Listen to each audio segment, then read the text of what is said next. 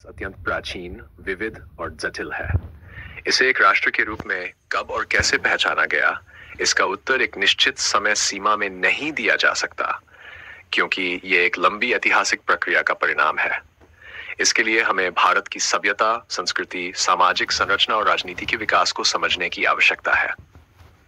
प्राचीन भारत और वैदिक काल भारत का नाम भारत शब्द से उत्पन्न हुआ है।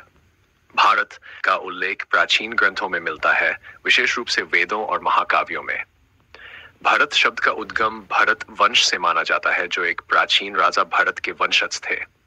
कहा जाता है कि राजा भरत एक महान सम्राट थे, जिन्होंने भारत के विशाल क्षेत्र पर शासन किया था और उनके नाम पर इस भूमि का नाम भारतवर्ष पड़ा। इस नाम का प्रयोग हमें महाभारत, रामायण और अन्य प्राचीन ग्रंथों में मिलता है। वैदिक काल में ये भूमि कई छोटे छोटे जनपदों में बंटी हुई थी और ये जनपद आपस में या तो मित्र थे या दुश्मन, लेकिन वे सभी सांस्कृतिक रूप से जुड़े हुए थे। वैदिक सभ्यता ने भारतीय समाज के धार्मिक और सांस्कृतिक आधार को मजबूत किया। यहीं से वेद, उपनिषद और अन्य धार्मिक साहित्य का विकास हुआ, जिसने भारतीय संस्कृति और दर्शन को आकार दिया।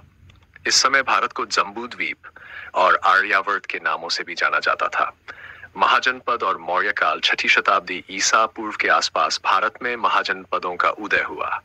ये सीस्तीन महाजनपद थे, जो छोटे छोटे राज्यों के रूप में संगठित थे। इन महाजनपदों में मगध सबसे शक्तिशाली था, जिसने बाद में मौर्य साम्राज्य की नींव रखी। चंद्रगुप्त मौर्य ने 332 ईसा पूर्व में मौर्य साम्राज्य की स्थापना की और उनका साम्राज्य उत्तरी और मध्य भारत तक फैल गया। उनके प्रधानमंत्री चाणक्य कौटिल्य ने अर्थशास्त्र नामक पुस्तक लिखी, जो उस समय की राजनीतिक और आर्थिक नीतियों का एक महत्वपूर्ण ग्रंथ है।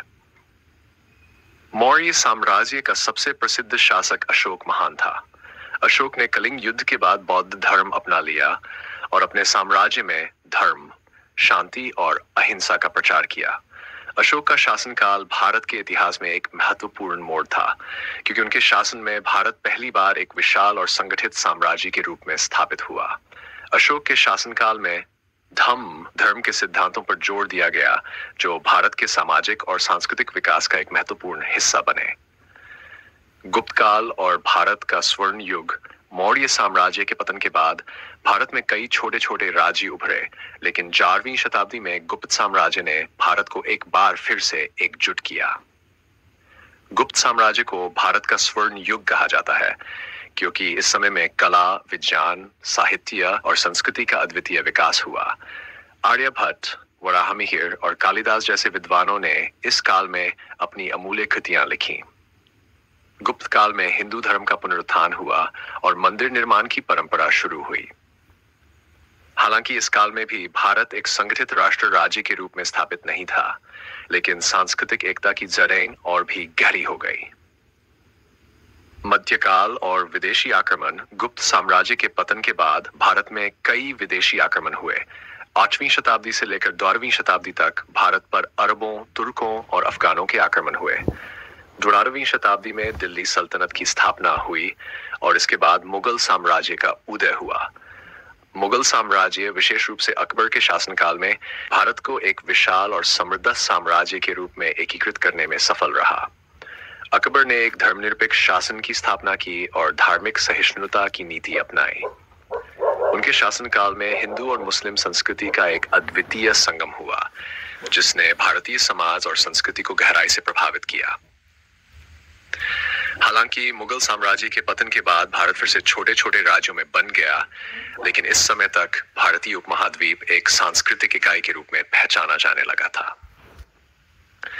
ब्रिटिश शासन और आधुनिक भारत। 18वीं शताब्दी के अंत तक भारत के अधिकांश हिस्से ब्रिटिश ईस्ट इंडिया कंपनी के नियंत्रण में आ गए थे।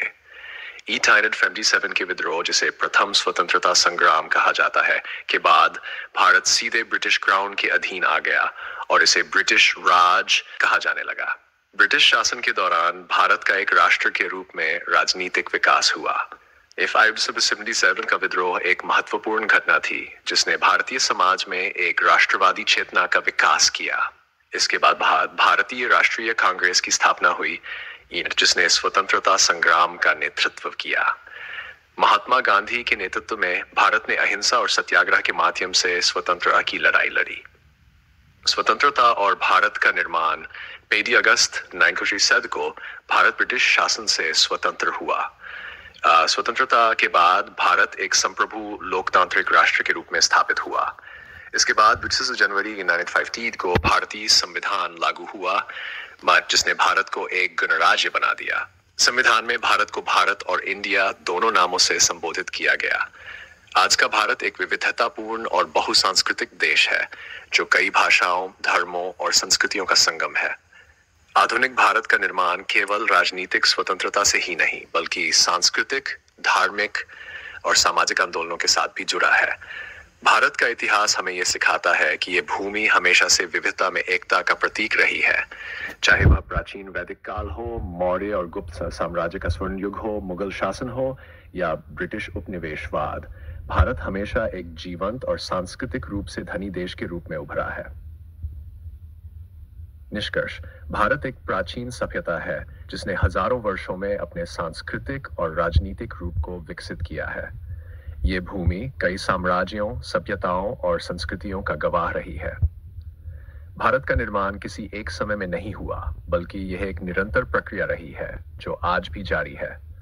भारतीय स्वतंत्रता संग्राम और उसके बाद की घटनाओं ने भारत को एक आधुनिक राष्ट्र के रूप में स्थापित किया, लेकिन इस भूमि की पहचान प्राचीन काल से ही भारत के रूप में रही है, जिसका आधार उसकी सांस्कृतिक और धार्मिक विविधता में निहित है।